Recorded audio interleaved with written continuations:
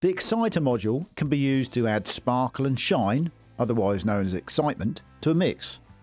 It's more usually associated with the upper frequencies, but this model is a multi-band exciter with up to 4 bands available, allowing total control over how much and where this excitement is added to the mix.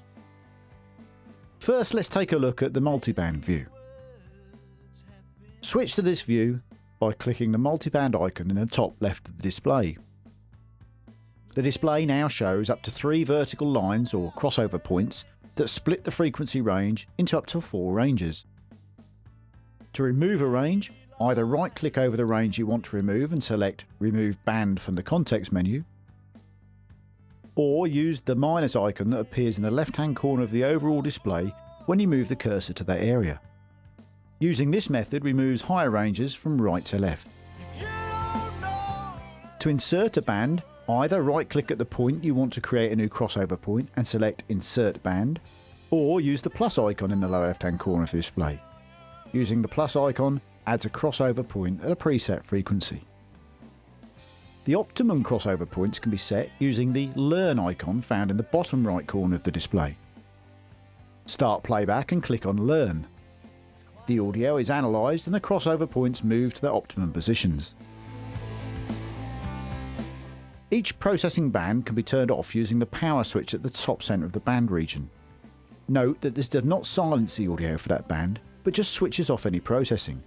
Handy for A being the processor. The solo icon will isolate that particular band. They can be soloed in combination.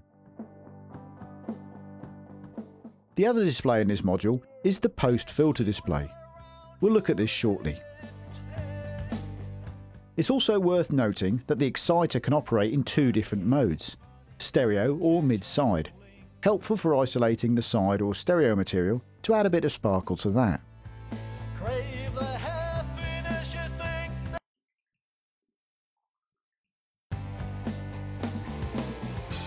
The exciter itself has 6 different modes, each providing a slightly different character. Click on the corresponding icon just beneath the spectrum display to access the different modes. Warm generates even harmonics that decay quickly.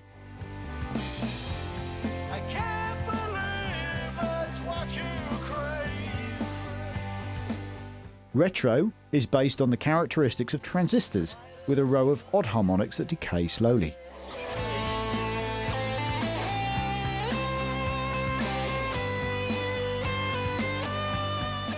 Tape sounds brighter as a result of odd harmonics.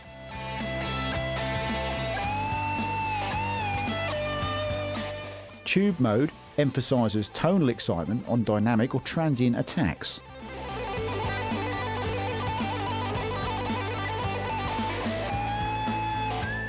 Triode is modelled on one half of the tube circuit for analog warmth. It provides a slightly more subtle overdrive than the dual triode mode, which is modelled on a full tube circuit for even more warmth and a more pronounced overdrive. Expensive champagne brings you to your knees. Each band has 2 controls. The first is the amount slider. This controls the amount of harmonic excitement for each band. It's gone tomorrow, but it's here today. Mix controls how much of the original mix material is included with the excited material. At 100%, it's all processed material. At 0, it's all original material. The oversampling button turns on oversampling to reduce aliasing. This increases audio quality, but also increases processing power required. Once the processor is set up, we can switch to the post-filter view we mentioned earlier. This accesses a single-sided high-shelf filter. Drag the node to adjust the frequency and amount of gain reduction applied to the whole mix. Note that as well as the level of the incoming material, this display also indicates which frequencies are being excited.